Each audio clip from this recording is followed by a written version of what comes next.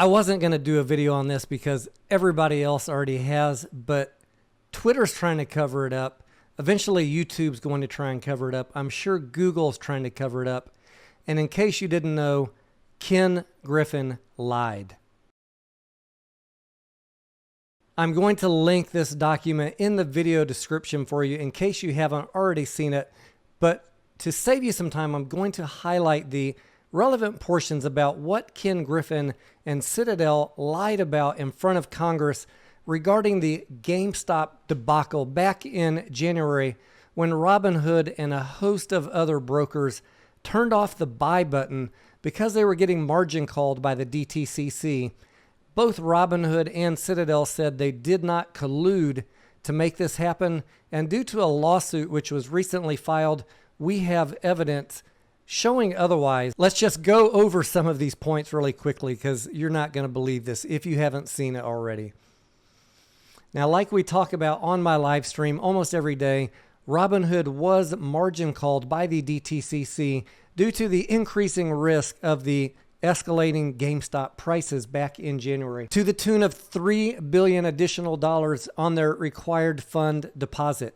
Now, this is not a surprise to you if you listen to my live stream every day because this comes up at least once a day, but it does seem to be a surprise to some people. Here is a copy of the actual email from the DTCC, and you can see right here where I'm circling with the arrow, they had a deficit of $3 billion that was requested by the DTCC as an additional fund deposit to cover the margin and the risk of their escalating position of GameStop as their customers were buying up the stock and the stock was rising rapidly in price.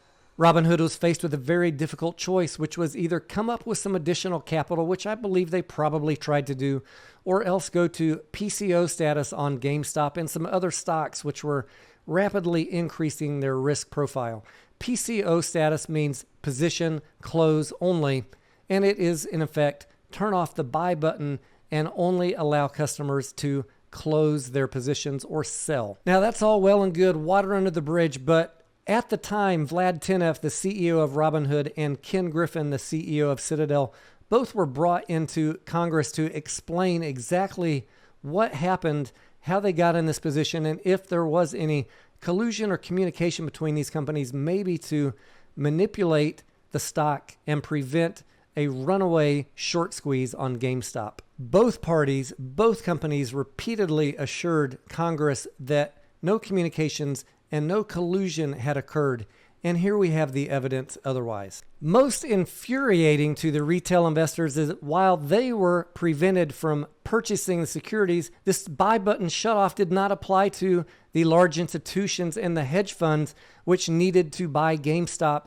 in order to close out their short position. While Robinhood and all the other brokerages who stopped the purchasing ability of their customers on GameStop limited the price from going up, the hedge funds had a clear field to go ahead and buy positions to close out their short positions as the retail investors only could sell and the price started falling. While this document is 140 something pages long, if you go in and choose to read it and want to get in specifically to the interactions between Robinhood and Citadel, you're going to want to start around page 70.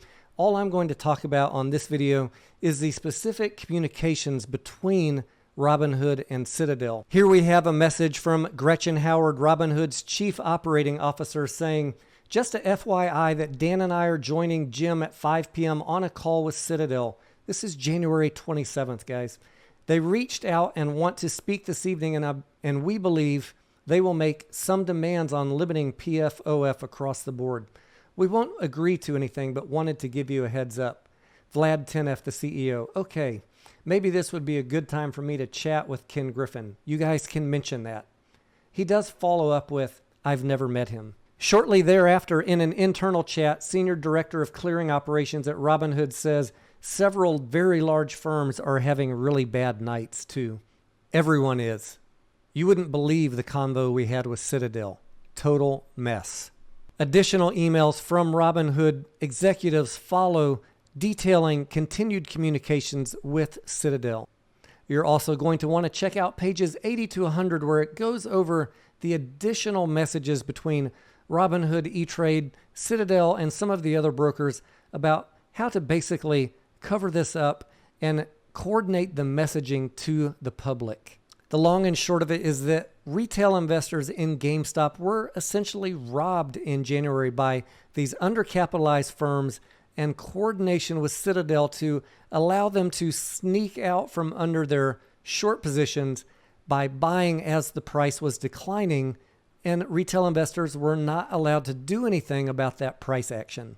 This should make you really angry. It should make you very concerned that these type of shenanigans are going to happen again with GameStop or AMC when they squeeze again. And we cannot let the government officials off the hook from demanding accountability from Vlad Tenev and Ken Griffin for lying in front of Congress about these issues.